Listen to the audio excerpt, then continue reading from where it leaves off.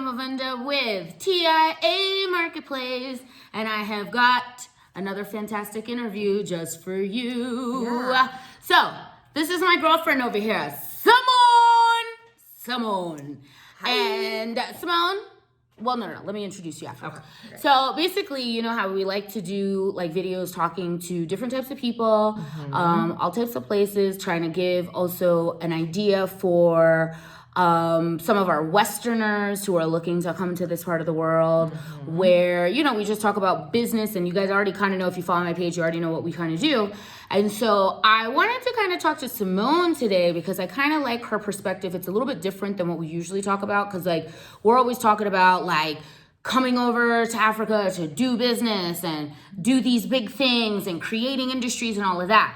However, we don't talk about the other side sometimes, right? Where it's like that, what do you do, that work-life balance? Yes. And what do we talk about? Like there's a lot of people where they just want to kind of move to another part outside of the United States, not for like work, not for working with an NGO, not working for an embassy, not working for your own business, but like just on some like your own happiness and your own mental health and freedom. You know? That part. And so I thought it would be a really kind of a fun idea, because we've never really talked about this properly. But Simone is one of these young ladies where she ain't come out here with an NGO. She ain't come out here with an embassy. She didn't come out here trying to start a business like crazy people like us. She came out here for what she just said, the freedom. Yes. The freedom to do and be and whatever you want to do. Yes. And so, without further ado, Simone, introduce yourself to the people. Hi, I'm Simone. Some of you know my channel, Ms. Power Trip. So yeah, Rita and I met, both expats here living in Nairobi, Kenya. Hit it off, and She's an air sign like myself. I'm a Gemini. This one's an Aquarius. Yes. And as such, you know, as air signs, we love all things new. We're always floating in and out like, what are you doing? What are you doing? What are you doing? What are you doing? I know I do it a lot. I think Simone does it probably even more than me, because like she has been living and doing all types of stuff everywhere. So Simone, yeah, why don't we let the people know just a little bit about your background, So, kind of like give them a little bit of like where you were in the States, Okay. and kind of what sparked this excitement to want to be able to travel, Right. and be able to say, I'm done with that US side, let's go life. do something and do something different. Yeah. So let the people know. So yeah, I'm originally from Chicago, Illinois. Chi-town. Yeah. That's all I know. Yes, grew up in the Chicago suburbs, and yeah, I was there until 17. Then I went to university, went to an HBCU, Grambling State University. Boop. So got to get acquainted with the South. That was interesting. What'd you learn? That the South is back in time. Like it's a whole nother decade over there. You know, different, right? Yeah, it's very different. And where'd you go? Like, where was school? For like, because when I say South, right, I lived in North Carolina for a little while, Right. and then I moved to Miami, and Miami is like the most non-Southern city in all of the South, right? So when we're saying South, you know, I'm saying South, but I've only dibbled and dabbled a bit. Right. You're saying in the South. Let them know where's in the that. South, like in Louisiana. So okay. it was okay. Growing up where I grew up, it was very diverse. I had friends from all over, meaning, you know, all different nationalities, all over the globe, different races, different cultures, religions. So it was very jarring to me to go from that then to a place where people were telling me, oh, you can't go down that road past dark because that's when the Klan comes out, you know, and then having, you know, posters or placards or signs up for election and the Klan coming and burning them down. Oh, wow. Things like that, where it was just like, wow, you know, it's a different decade. Oh, wow. It's like I was in a time machine. Oh, wow. So it was very, very different from what I was used to. And it opened my eyes up about a lot of things that when people act like, oh, it's we're in the 2000s now. It's great. It's not great. It's not great for everyone. And there's still a lot of hatred. There's still a lot of racism. The degree of xenophobia that's been now growing like everywhere. It's wild. It's wild AF to me.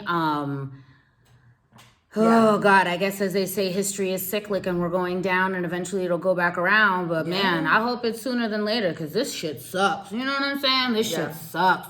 So anyway, so now you're down in the South and now, So now you go to college. Yes. You graduate college. Yes. Do you move on? Do you do any further degrees, or now you're like, all right, I got my degree. What's next? No, just got my bachelor's in marketing, business administration, and then I was like, I'm good. You done? I'm done with this. I feel that. Look, Done with this. I feel that. I couldn't go back to school again. I'll be honest with you. I couldn't do it. I had absolutely no desire to. Couldn't do it. Kind of, got what I needed to get. I was out, and then from Louisiana, I moved to Atlanta. Okay. To ATL. And when I got to Atlanta, I started working with the Department of Family and Children's Services. Okay. DFACS, and did that for a while. While I was there, I mean, that was a trying job because there was a lot going on, It's hard to sit there and watch trauma happen all the time around you, and you're supposed to be doing something for the trauma, and all of a sudden it's like, there aren't really a lot of resources to be able to help a lot of these people, right? Yeah. And then sometimes when you realize a lot of people are mentally just really stuck. Like I notice a lot of people where it's like, they want to do something different, they want to help themselves, but then they don't really do anything to do it. They don't have the tools. They don't have the tools and the prior training and just like the discipline that a lot of us got as children, so it's interesting to meet a lot of people that wanted to do better but didn't know how to get there. So that's part of what the organization I was with did, that we tried to train people for job readiness. Okay, that's good. So it was good work, but it was difficult work for sure. I get that. I definitely get that. Yeah. I get that. Working as a PD, God, sometimes you'd see some of these stories. Like I remember once I was working, and this was when I was working in juvenile, and I had one of these little kids who came in where I was just like, oh God. I remember after our interview, I like called my mom. I was like, Mom, I just want to call and say thank you. She was like, what do you want? I was like, I'm just saying thank you. Yeah. Thank you. And she was like, Rita, I do not have time for this. Goodbye. And I was like, it's fine, but thank you. And it's real. It's real. Yeah, it's real. But it's true. Sometimes it's real. It's sad. And the burnout is heavy. So now like you're doing that kind of work. Now what do you do? What do you do after that? So that's when actually a little bit before I started dabbling into modeling. And so then, but when I was in Atlanta, that's when it got kind of strong. I ended up getting signed with a couple of agencies, and I started doing modeling full time. So there was money in it. There was, yeah. At that point, it was interesting because I was kind of like, all right, I'm working, and then I have these side gigs, and it was just kind of piecework, gig work. And then at one point, it was kind of like, well, I'm not making real good money, but I'm making about as much as I am during my day job. So, oh wow, okay. What do I want to do? And so I kind of traded in the security of the 9-to-5 for the freedom of kind of this gig work, and I kind of leaned harder into that. So talk to me about freedom, because you've now actually said it about 4 times, if I'm not wrong. Those of y'all who are keeping count, let me know. When you're saying this freedom, what does that mean? And is that an important concept to you? For me, it's very important. Why? Important. I didn't like, definitely working for that job, working for DFACS was kind of where I realized, like, this is not so much the actual job and what I was doing. That part I did like, and I found some fulfillment in.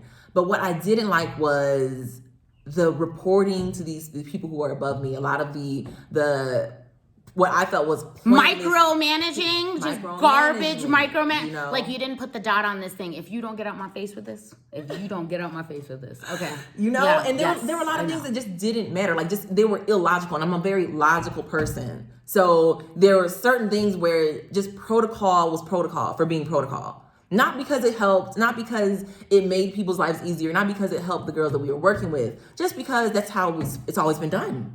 And you have to do it the way it's been done, or else it won't be done how it's been done. So that's what we're saying. You have to do it this way. The way that it's meant to be done. Yes. Don't you understand that? It was like, no, I don't understand it. I don't. So that stuff was frustrating to me. And then also on my exit from that role, it was like, okay, wow, I've been putting in all of this time. I've been coming in sometimes.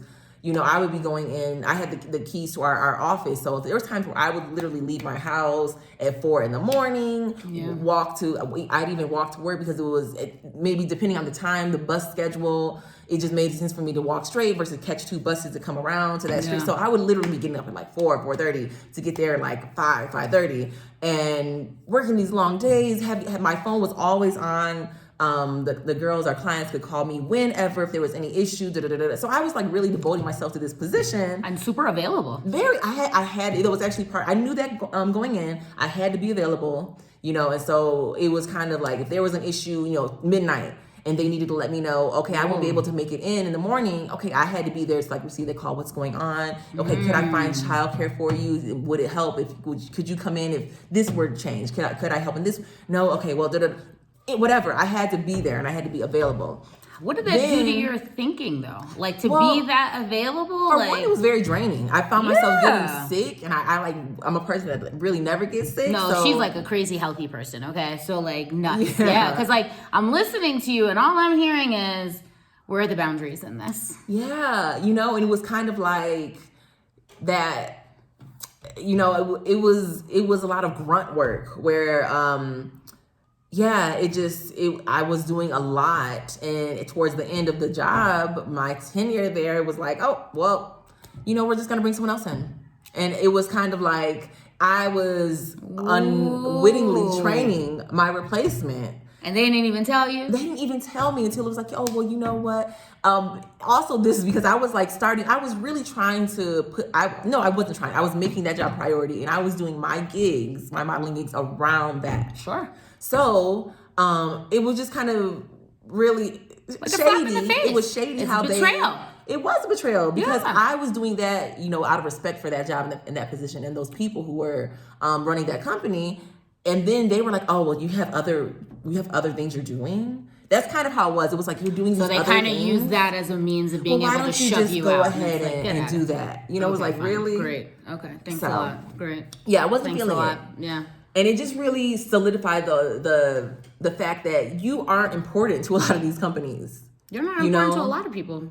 Sometimes I think a lot of people over-importantize their self-importance. Mm-hmm. You know what I mean? I remember that was a learning thing I learned real early. It's like, you are not special to everybody. You're really not, You really aren't. And a lot of people are not thinking about you at all. You are not taking up space in their head. They are not worried about you. But what's also good is learning about that. It also lets you learn how to be a lot less self-conscious. It lets you to have a lot more sense of self-confidence, right? Mm-hmm. Because now it's like, oh, great. I don't give a shit what you're thinking because I know you don't give a shit anyway. So let's keep it moving. So now does that experience mold kind of how your head and your thinking after that experience working in this job moving forward? It did, yeah. Because I kind of was like, okay, well, I'm busting my butt for y'all. For what? What was the benefit? Owe me back. Just to sacrifice that time, those years, and then I really had nothing to show at the end of it. But at least what I did have was another way to make money, and I kind of leaned into that. Okay, so tell us about that. What does that do? So now they've let you go kind of unceremoniously. So now you're like, well, wait a minute. Now I can devote more of this time to my modeling. Yes. Right? So now what does this move you into to then lead you to the next step where now you're like, I'm just leaving the States. Right. I've got the tools to be able to do it. Give the people what they're asking for. So first of all, I was never really, big into any of the modeling, the clothes, the fashion. I really did not care. I'm going to say that flat out. I did not care. I have a height and a body type that just lends itself to that work. She built like a stick, y'all. She's tall and thin. She's slim. Yeah, so her thighs don't touch. Just to give y'all an understand, okay? Her thighs don't touch. It looks like a whole rectangle. Oh my God. Okay, continue. Yes. So yeah, it was just it's something that it gave me the freedom. It wasn't so much like my passion. I feel you. But I used it as a stepping stone to it was a job. It was a job and was something I was good at. So I really started just leaning into it and seeing where it could take me. Okay. First thing it did was take me out of Atlanta, got to LA, and then once I was there, I really started traveling more. Actually, the first time I went out of the country, it was while I was still in Atlanta. And then it was just kind of like, wow, Was it scary?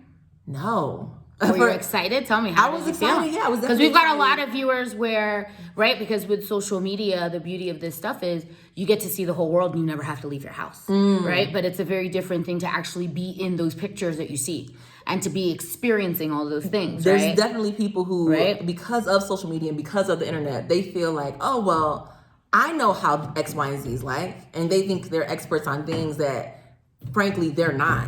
You don't even know what you're talking about. They Stop really talking. don't, you know. Stop So talking. I Stop have talking. Yeah, I definitely know what you're saying. experienced that, where people A are lot. like, oh, well, I read that and I saw that photo, and I have absolutely no need or desire to do anything. It's like, okay, well, that's very foreign to me because we're inquisitive people. I'm naturally inquisitive. I'm naturally curious. We're naturally curious people. It's like, like even for me, you can tell me about a place that I've never been to, and I'm gonna only listen to about 50% of what you're saying until I've seen it myself. And then I'll be able to say, okay, yeah, all right, I see what they were saying. And I think that's how it should be. Because it's like, well, me too. It's great to gather the information about your experience, but that tells you nothing about my experience. Facts. You know, it's just like, life ain't no team sport. I've been saying it, and I've been saying it. Life ain't no team sport. Life ain't no team sport. Accurate. All right, so now you're over here, you're modeling, you're moving. Now, and I know that I don't think you'd mention it, but this freedom concept, yes. Does it become more strengthened now when you're modeling and now you're leaving the country? Tell us about that because you didn't finish that thought. Right. So yeah, it's just something that I think I'm a natural free spirit. So once I kind of found an avenue to gain more freedom and pursue that, I was all on board. I was just kind of like, well, you know, if I don't have to be in one place all the time, why would I? You know, and I know that people's personalities are different. Sure. And even how you were saying, like, were you scared? No, I know there's people where... No, there's a lot of people who are terrified to Right, where that's daunting. But for me, I was so ready. I also knew that I never really felt like the U.S. was a fit.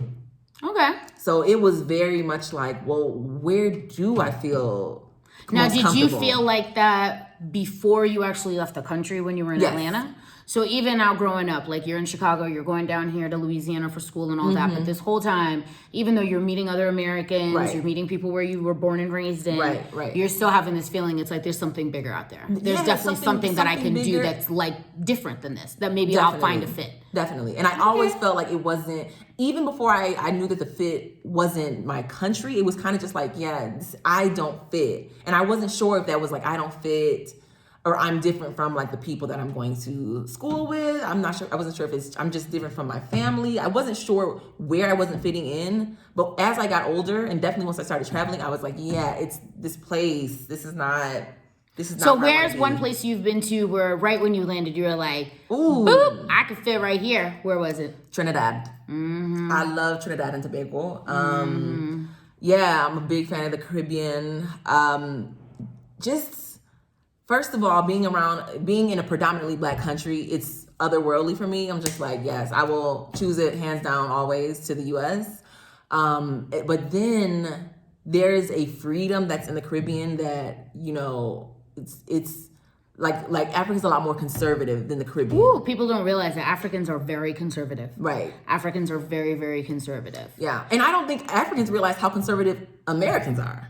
Like the U.S. is a lot more conservative than I think. Talk about it. What do you mean? Excuse me. Okay, so like when I was in Europe, I have a lot of European friends that were like some that had visited. But now where in Europe? Because that's like when we say like, oh, when I was in Africa, it's like where were you in Africa? Right. Like there's a difference between Eastern Europeans and Western Europeans. True. All right, and where mainly in Western Europe, but I was living in Spain. But I mean, the friends I'm talking about weren't all from Spain, but all from like Western Europe, like Italy, UK.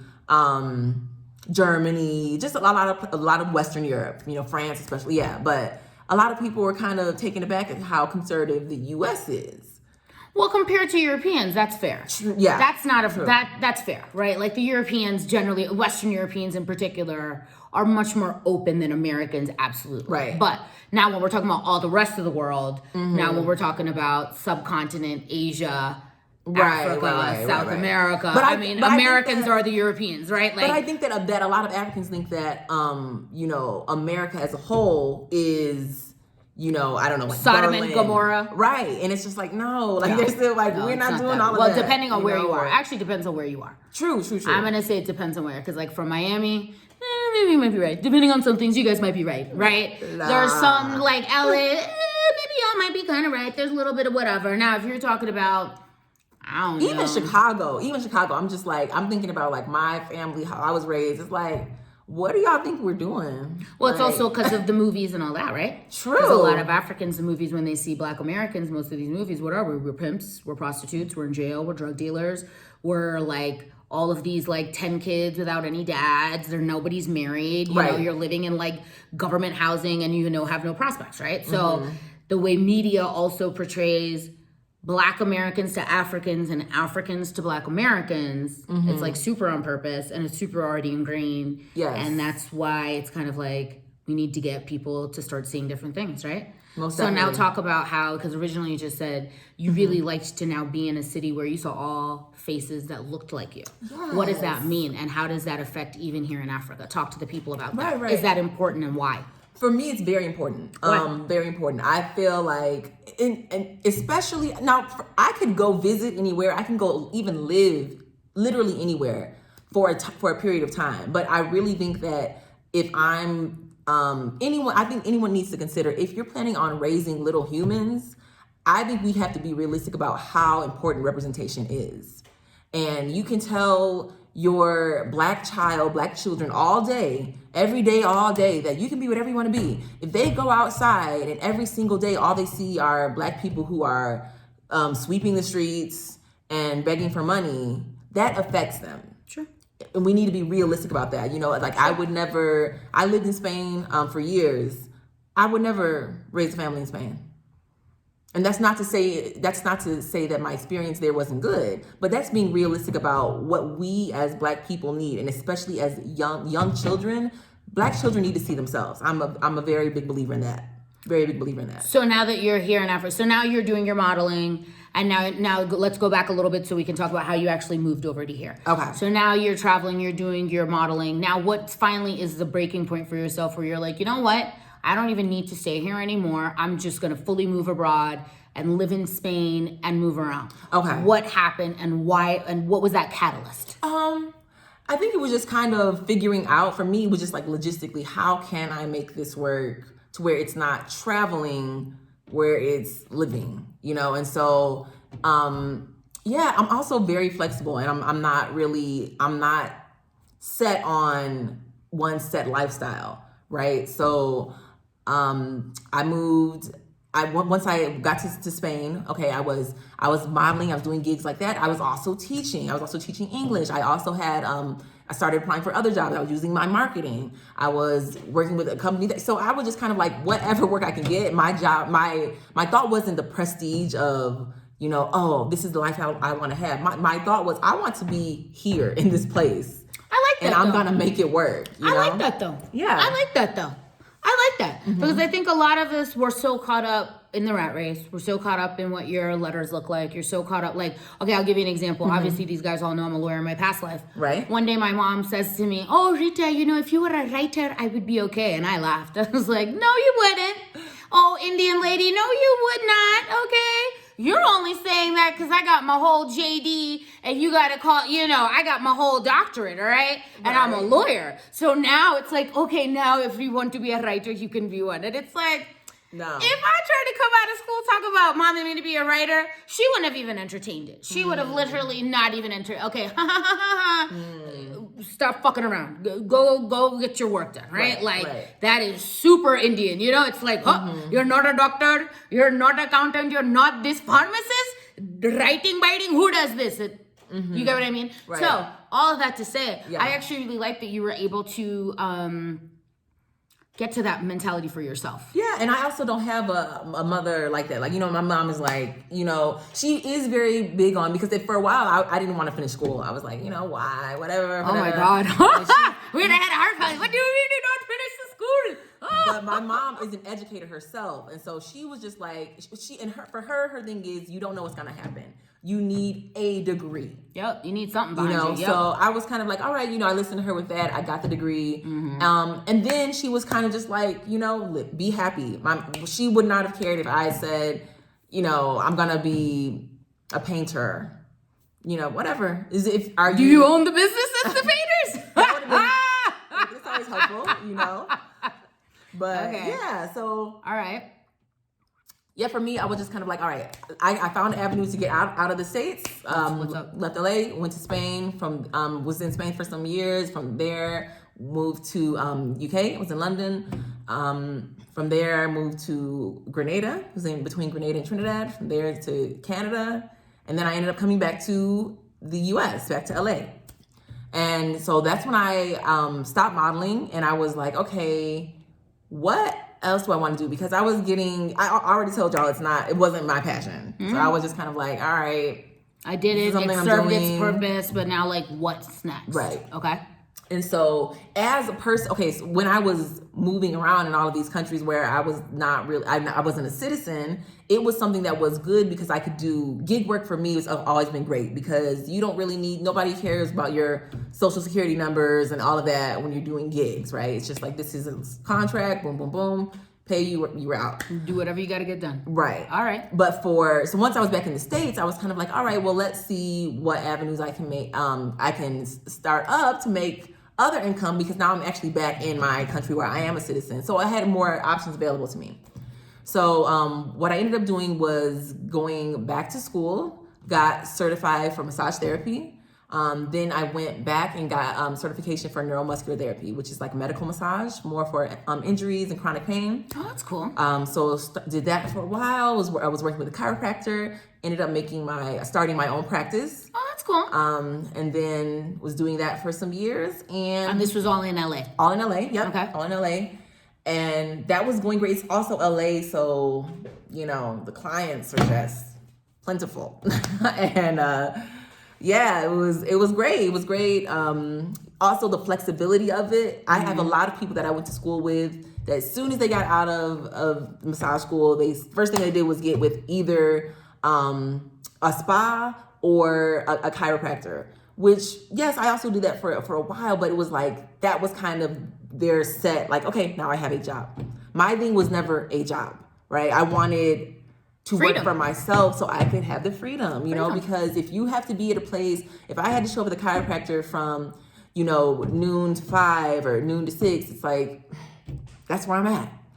So what if Rita calls me and she's like, hey, you want to go to happy hour? Let's go. Right. It's like, I can't until 7 because after I have to work until 6. Then I need to go home and I won't be free until 7:30. Okay, well, what if I don't want to do that? And there's nothing wrong with, I get that we all have responsibilities, right? But I'm a big believer in gauging if you can mitigate your needs, right? I don't have a lot of things that in my mind I really feel like I need. I feel you. I think sometimes it's like, what is it, as the Buddha says, you should not be attached to earthly things.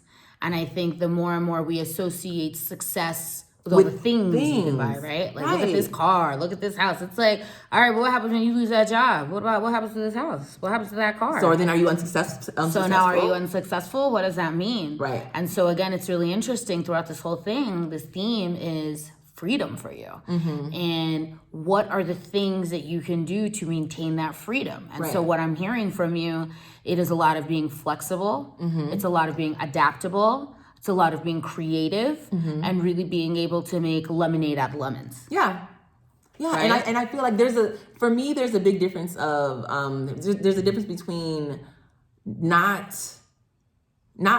being able to get something that you want versus not wanting it. And so for me, I didn't want to be in a place where I'm denying myself things that I want. If there's something that I see and I want, I'm going to get it. If there's a place I want to go, okay, fine. But my thing was actually changing how I thought about things, to not have all of these desires that I felt weren't serving me. So how did you change your mindset? I really started looking at what was then. Okay, so like there's a lot of stuff that when I was younger I might want, I remember asking my mom like, oh, for this Coach purse or whatever, if my grades were good or but I started really thinking about, okay, what is behind, just asking more questions, right? Okay. Who owns Coach? Is this person supporting my community, my people? Like, why do I want to support a Gucci, some Italian man's family when I could be supporting my own? I really start, I feel like there's a lot of things where we don't ask enough questions. Everyone says, oh, you're supposed to want this, Christian Louboutin shoes or whatever. Okay, why? Why? Everybody else got them. You know what I mean? Like, you got a red bottom, I want a red bottom. Right. It's like, okay, so why do I want red bottoms instead of black bottoms? Why? Like, why? I don't just drop like $4,000 for a pair of shoes. You know what I'm saying? So I don't know. There was just a lot of things where I really had to start asking more questions because I feel like we're given a lot of information and we're supposed to just accept it. And I've never been really good with that.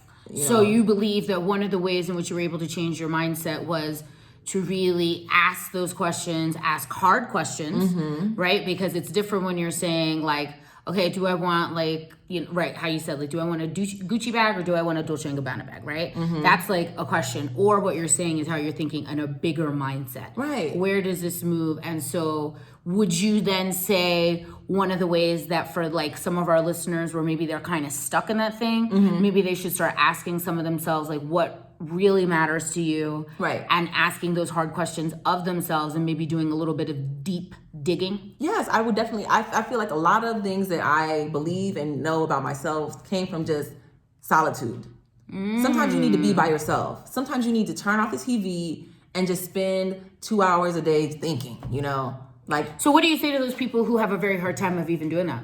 What do you say to those people who like really dislike themselves, right? Because there's a lot of people, sometimes they don't like to sit in that silence by themselves. You're not going to learn how to like yourself by not being with yourself. You know what I'm saying? Like, you're not going to learn how to ride a bike by not riding a bike. I feel that. You gotta, come on now. It's like I feel that. You're not going to get any better at something you don't know how to do or you don't like if you're avoiding it.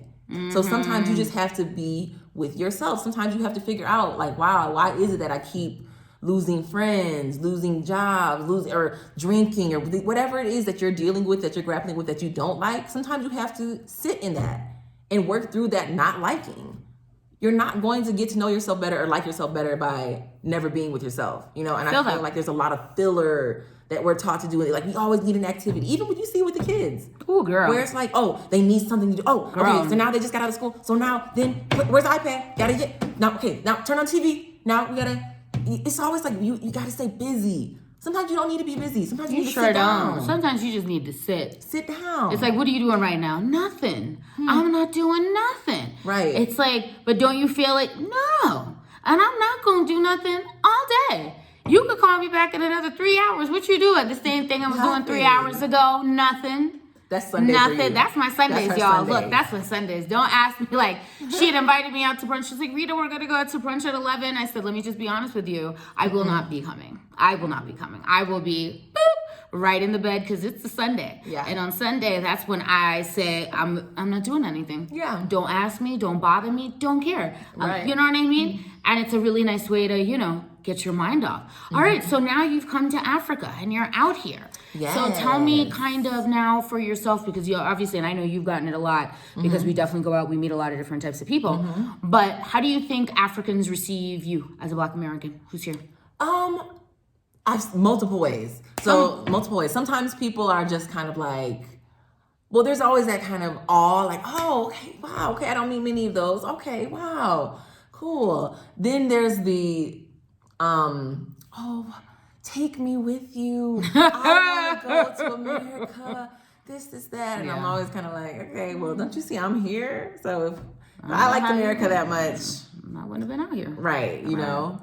And then there's kind of the where, okay, so, but where are you from? There's a lot of that where sometimes I'm just kind of like, okay, well. Do you get mistaken for being an African before you speak?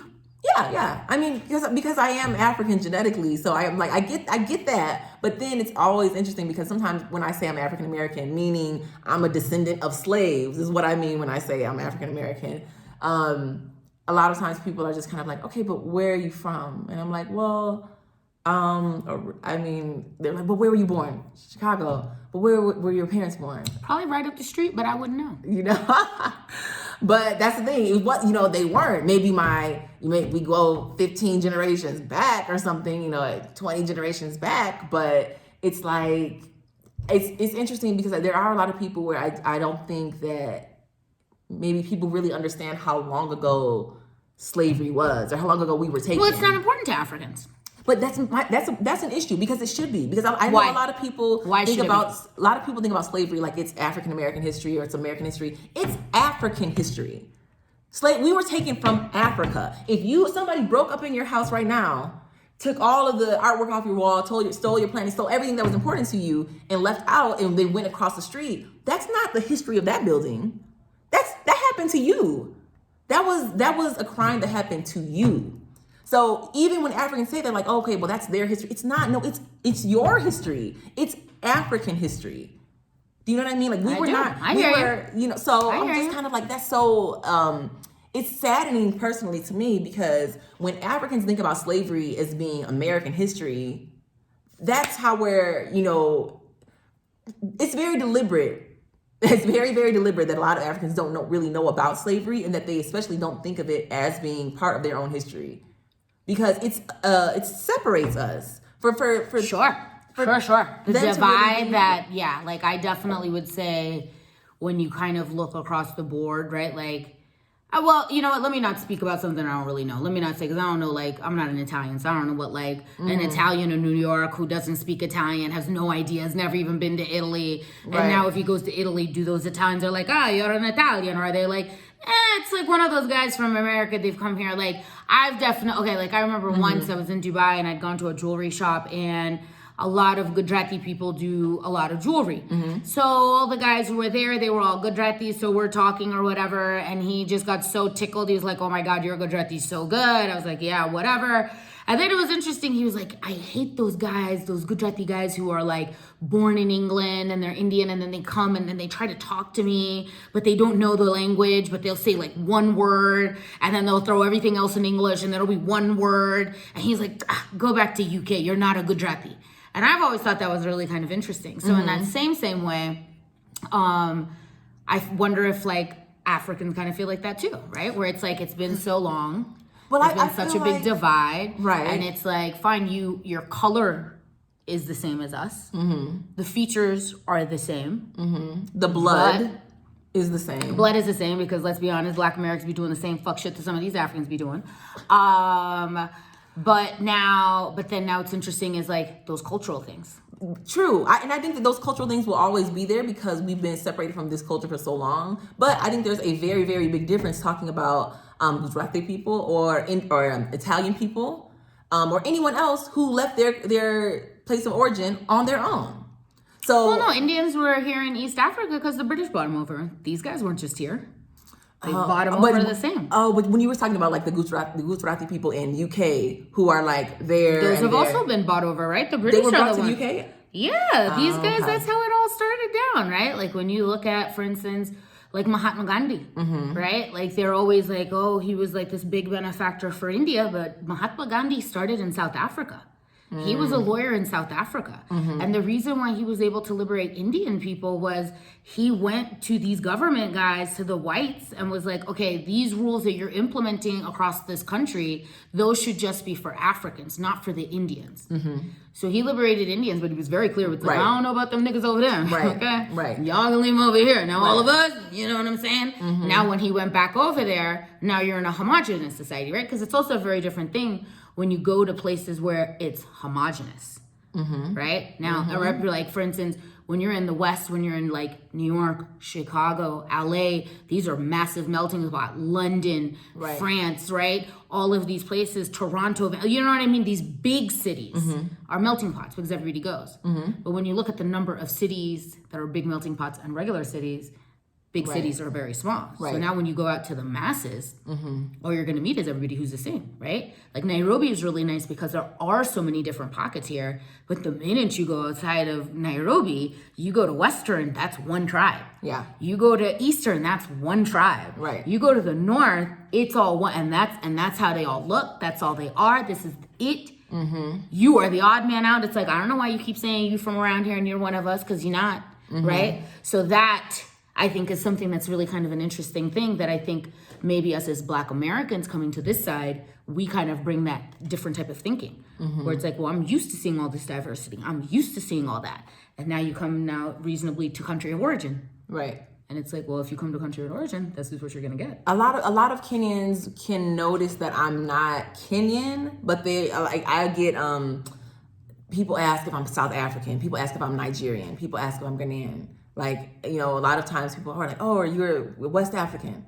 It's like, well, yeah. Blood-wise. But yeah, but a lot of times they can recognize that, okay, But sometimes I do get Kenyans that are like, oh, you look Maasai, or you could be a Maasai. I could see it with your cheekbones for sure. Yeah, I can see that. But all right, so now like you're out here and you're sitting here. So what do you want to see with yourself, like being out here? What is this now? Because again, going right back to our original theme of freedom, creativity, movement, introspection, right? All of these big words that really allow for you to understand in your mindset. I don't care about the Joneses. I don't care about what everybody's keeping up with. What I care about is what I'm trying to do. Yeah. What else you trying to do? Like you're here. Yeah. And now you've kind of fluttered into town. You're here. Yeah. So now what? Okay, so ultimately, I guess I'm still in the process of deciding where I want to be on the continent. I do want to continue to live in Africa. I'm not specifically sure where in Africa. Kenya is it's an easy transition, honestly, because, you know, the infrastructure, you know, the internet, water, roads, it's very, you know, Kenya's great. It's easy. Kenya's great. Yeah. I've been saying for all the shit such as I be talking, Kenya's great. Yeah. Kenya's great. Nairobi really is what's up. Nairobi really is, yeah, like I lived for a little bit in Lilongwe. Oh, God. Sorry for all you Malawians on here, but like, oh God. Oh my God. I mean, you just can't really live there. Like you can visit, right? Because also there's a difference between visiting somewhere and living somewhere, right? Yeah. You can visit Lilongwe. It's a beautiful place to visit, to live. Nah, I'm good. I'm out. I ain't doing all that. Earlier when you were like, oh, I could live anywhere. I could not. For a while. Nope. There are some places, nope. I ain't even gonna play myself. I'm not moving to Pakistan. Okay? I'm not even moving for nobody's 1 month. No, thank you. All right? And I've been to Pakistan. And it was like, oh, no thanks. Dang. No thanks. Like, just to give you an idea, when you're walking out of the airport in Karachi, they actually have a sign in the airport that says, single unattended ladies. And you have to go and stand in that line if you don't have some man with you. To escort and then you. there is a line of men who literally escort you from the inside of the airport to outside to get a cab. I ain't need to ever live there. I don't ever have to live there. Ever. I don't need to live in any strict, any of that. Because I agree with you with that freedom. I'm the same way. Yeah. I think for us, our mindsets are a little bit different, but the importance of having the ability of freedom of choice. Yeah. Right? And that freedom to be able to dictate how you want this life to look for yourself is just as equally important to me as well. That whole being stuck in the minds, the constraints that other people implement onto you or impute upon you. It's like, well, you were supposed to be married when you was like 25. Y'all didn't. Y'all look miserable. Okay? Y'all look miserable. Well, there you have it. All right? You have it, folks. And so, you get what I'm saying? And so, I actually really kind of like, all right, so actually, let me also ask you a question. Yeah. What are you doing out here for cash? How do you live? Yeah, so it's crazy because the thing that actually brought me here was COVID. Once COVID hit, my whole practice just stopped. Like, one day. Once they put out that order that humans could not see other humans, well, that meant I couldn't work. You know, so overnight, it was just kind of like my whole income source was shut down. I, being the frugal person I am, did have money saved. So I was just kind of like, all right, well, do I want to stay here in LA and not with no money. keep paying my $2,100 a month for rent, or do I want Let to them know how much you're paying for rent out here. You said $2,100 in LA. What you paying for rent out here? Now here my rent is $230 a month. Boop. Yeah. Nuts, right, y'all? Yeah. Nuts, Yeah. right? So freedom. Look at that. You see what that means when you change that mindset? I like that. I really like that. I like how you've actually even really said it, because I don't think a lot of people really give it an intentional talk about it. Right. Right? Because sometimes, like, when you think about freedom is not something that you can actually quantify or hold. It's a concept, right? And so it's a really interesting thing when you realize that is such an important concept to you. And now how do you align your work, your life, your mental state, your living and being into that? So anyways, I cut you off. So back. So now your cash was stopped. So now, like, what are you doing out here for cash? Right. Okay. So I did have money when I came out here. You know, I had cash to play around with. But also it was kind of like, all right, you know, that's finite. So what I started doing was getting off of, and also when I came out here, it was COVID. So I still was kind of under these restraints where it's like, I wasn't gonna. Yeah, we had restrictions. We couldn't leave. Like we were stuck in the house by 7. Right. So I had to kind of change my mind to everything online, you know? So that's when I started, doing writing. I'm big on Upwork, Fiverr, all of these online platforms that allow you to work whenever you want, from wherever you want. I would say if you're looking for freedom, make that a priority. Like, so I'm really glad actually, because I was going to ask you as we slowly wrap this up, I was going to ask you, so what do you think? Because again, I think what I really like about our conversation as it's just kind of organically coming out, it's this concept of freedom, right? And how it really can look however you want it to look if you take that moment to think about it. So then that being said, what are 2 things that you would give as advice to our viewers who are looking to move out of their places, looking to move, like, let's say out of their countries, move to another place and start over? Right. What are 2 pieces of advice you would give them? I would say really be clear on what you want and what you need, first and foremost. That will help narrow in on, okay, how much money do you need? What expenses do you need to cover? If you just cut off a lot of this stuff that's just superfluous, I feel like as humans, we don't have that many needs. We don't. You know? Food, shelter, safety, sex, security. and safety. Yeah, that's it. You know? But yeah, I would say just kind of really get a clear picture on what you need. And not to say, don't cut out things that you really love. Like for me, you know, I like to dance. I like to go to the gym, things like that. For me, not being able to go to the gym, I wouldn't like that. I wouldn't be happy like that if I didn't have a little bit of extra money to go to a dance class here and there, or whatever, you know, or go see a show, you know. So don't take out things that are bringing you happiness, you know. But I would say reassess why certain things are making you happy. You know, if you just need to spend $4,000 a month on weave, it's just kind of like, but why? Like, is it really, you know, why are you spending so much money on hair? Right. Or like, it's like, whatever that thing is for you, or your car. Do you need a car where your car note is $800 a month? Or to get like to people work, are crazy. Like, well, I've never had a car in my life, right? I've never bought a car. I've never even bought a car. I've never had a choice to say, oh, this is what I want. And it's so weird when you meet people and it's like, what you mean you ain't never had no car? And it's like, I ain't never had no car. I don't need it. Right. I don't need it. Right. It's fine. It's good. It's like, fine. I'm good. Yeah. It's like, no, but you have to show up looking like this. I was like, no, I don't. Just drop me off at the corner. I'm going to walk around. Yeah. Whatever. Okay, I hear you. All right, so that was your first piece. Know what you need. Know what you want. Yeah. And second piece of advice. I would say get rid of the fear. You know, I feel like a lot of people they have the capabilities right now, currently, to make that move, but the one thing that's holding them back, it might not be the money, it might not be financials, it might not be the restrictions as far as their job. A lot of times it's fear. So I feel like we've got to get our minds right. You know, we can do so much more than we think we can do. Absolutely. You know, I would just say sometimes just kind of jump and do it. Sometimes you got to jump. Just do it. You know, like if just make the move. Just make the move. A lot of times people are really worried about things that are too far in the future. And you just need to, as long as you can see that first step, you know, start walking. You might not be able to see 5 miles down the road, but if you can see that first step, then those next two steps, okay, let's start with that. I like that. You know, sometimes you just got to put one foot in front of the other. I like that.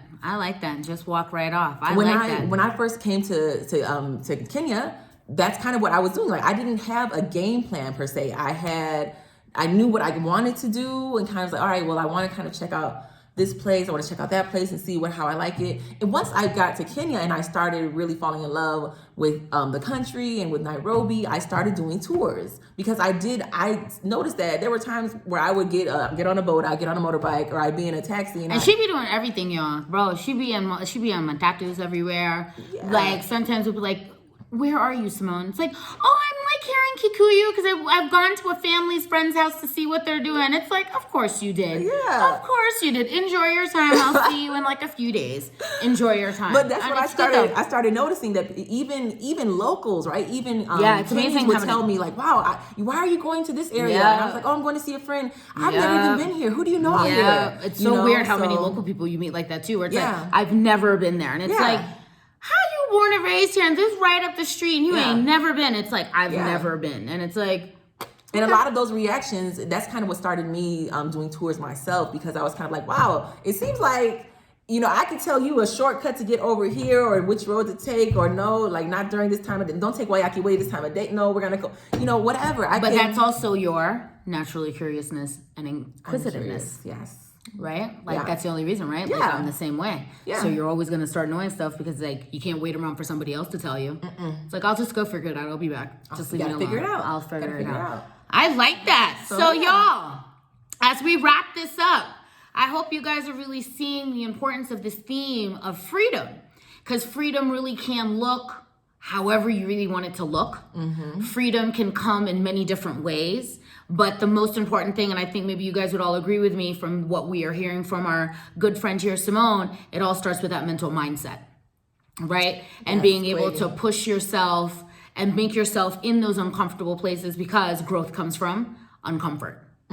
Like that? Well, I like that too. Yeah. Anyways, y'all, I want to thank you guys for tuning in. Give us some love for Simone in the comments. Let us know if there's anything else you guys want to hear from her. We'll put her socials and everything up, so you guys can definitely hit her up. And on that note, deuces. Bye. See y'all later. Bye.